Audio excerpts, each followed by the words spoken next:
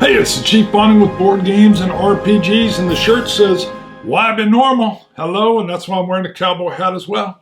So we're going to talk about, I had an episode, you can go back and look at it, it was about RPGing for the first time as a 60 plus, 70, 80, 90-year-old player, and why? Why would you do that? This is going to dial in a little bit more on what you could do if you want to do that. So I hinted in that one about solo play. You can use the Mythic emulator, link in the description below, where you can play through a system. And there are some, go to Drive-Thru RPG, and you can see systems that you can even buy and print yourself, like Maze Rats, for like $6. So it's not like it's a big expense. You can use the Mythic emulator and you can play solo to learn how to do the system and how things play.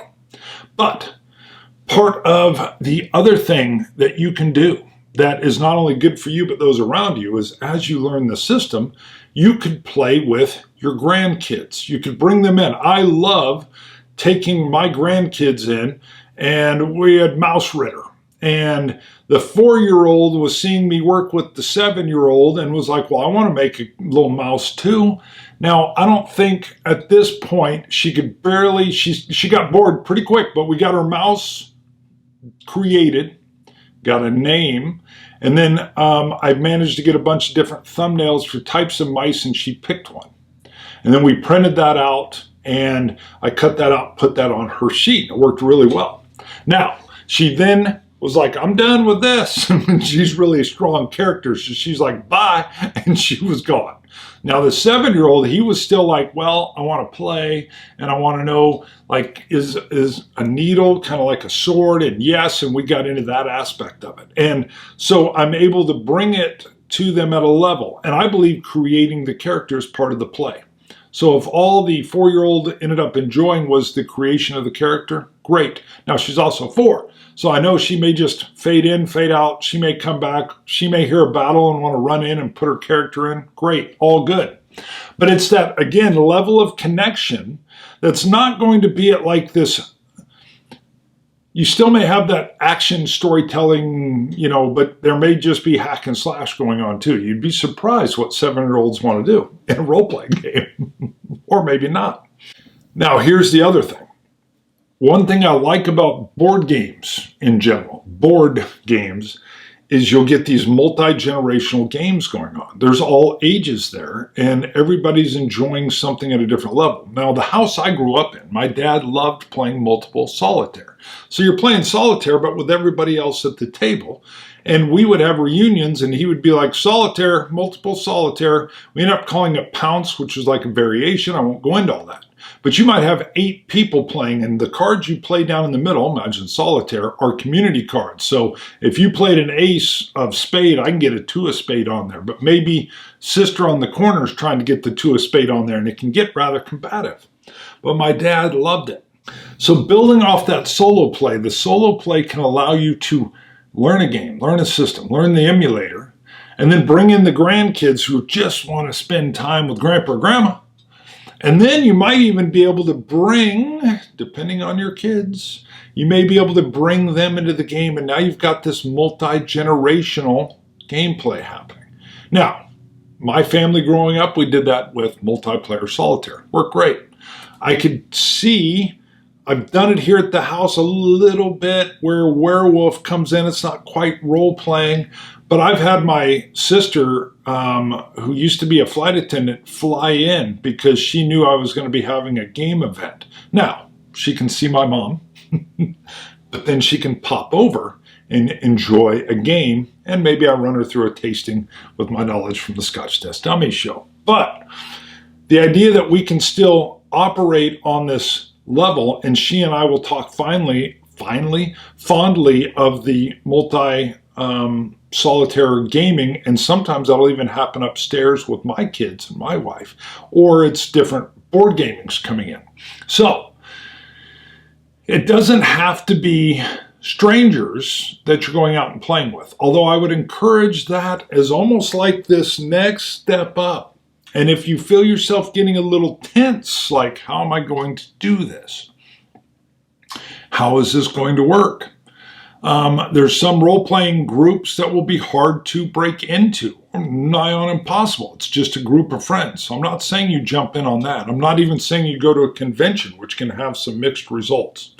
I'm saying you're talking about it a lot. I talk about it at work. I'm in law enforcement. There's not a lot of RPGers in law enforcement, but those that are, I've noticed, usually pretty open about it. Now, you'll take some slings and arrows, but that's kind of the nature of the business anyway. So I'm all like, yeah, I love it. I double down. It's awesome. And then I've seen some of them go, what? And then some other ones go, really? Tell me more. Do you run sessions? Oh, I do. Would I be able to come to one? Yes, you would. Boom, they're in. Now, these are usually younger guys and gals I've had over, but that is how that happens. And I'll be honest, I've got about 5 years max before I retire. I could leave now if I wanted to, but I think I'll do 5. And I wanted to start building on some of these younger folks that I may not have the same access to. But it could be, I'm still going to take some college courses. It could be folks at church. It could be neighborhood groups. I've tried to get a couple of neighbors folks around, and they're like, but I try. So as the comfort level has grown, and I know the enjoyment level's there, if I can bring the folks in, keep it fun and sociable, it is amazing what people, once they realize how sociable it is, and I prefer a storytelling kind of version where everybody's knitting in and adding their expertise, you start to develop folks that just realize, or they'll tell me, oh, this is fun. Yeah, it is. So it tells me when that happens that they came over, maybe just their spouse wanted to come over, or maybe they thought, I've heard of it, or maybe, oh, well, we know he knows games, so we'll try it. Or I've also combined the two. Hey, come on over and try. Then I'll run you through a little 4-bottle tasting, just little samples. And they're like, ooh, that sounds interesting. And then boom, we're in. So these are just some of the ideas. Now, I'll leave with one reason I even wanted to do this. And it's a sad story and instructive at the same time. So my grandmother passed. If I remember right, she was 92.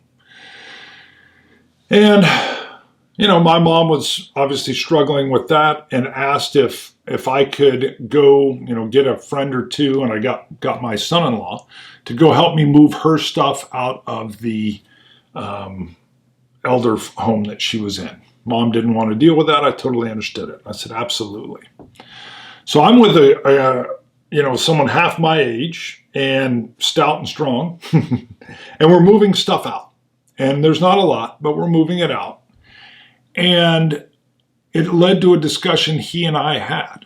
And we talked about, we realized, first of all, you start to realize you may be in one of these places at some point in your life. And how would we keep ourselves engaged? There was a gentleman that was in a wheelchair that just rolled to the door. You could hear Wheel of Fortune on real loud in the background inside his little apartment. Totally fine. But he was so bored with that, or life in general, that he was watching us move stuff out. And he looked sad and depressed, like this was the most entertainment he was going to get. I said, I wanted to talk about that. My son-in-law said, me too. And he said, man, the amount of time I could spend playing Red Dead Redemption 2 if I was in a home, and I think it would be more engaging. And I said, imagine if it was Red Dead Redemption 7 and what you'll be doing.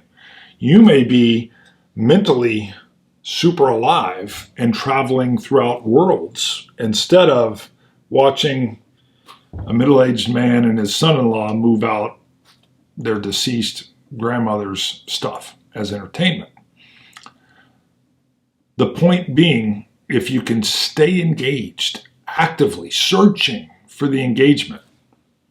In this case, if you're watching this, using role-playing games to have a circle of friends of multiple generational levels. And yes, they'll be different from you with different ideas. That's good. That keeps your mind sparky and alive. And you can't just dominate. I've got to watch this, like I said, with my son. You know, when he says this is hell, it's literal hell. And I'm like, well, not literal. And he's going, Dad's old. So keep yourselves young. Remember, I've got what I call the 4 E's and an I. So you get to bring your expertise to a role-playing game. Expertise, it could be anything. You're a hunter, you're an engineer, you know stuff. You could bring your experience. You know loss. I once was dealing with a character that passed away, and I had 2 friends, unfortunately, that killed themselves. And we were dealing with something similar to that, and I was able to kind of touch into a real emotion. Not kind of, I did. You can bring your experience to a game. The entertainment. You are entertained, and hopefully you can help entertain others. That's worth it. Exercise, but the mental kind. Mental exercise. It fires off new neurons when you learn new things. Do it. Do it. Finally, isolation. That's the I. You're combating it. Combat that isolation. But remember, you got to be nice while you do it. You got to be nice. Chief, bonding with board games and RPGs. Hit that RPG table in your 60, 70, 80, 90 plus years. I think you'll find it enjoyable if you let yourself enjoy. See you guys. Bye.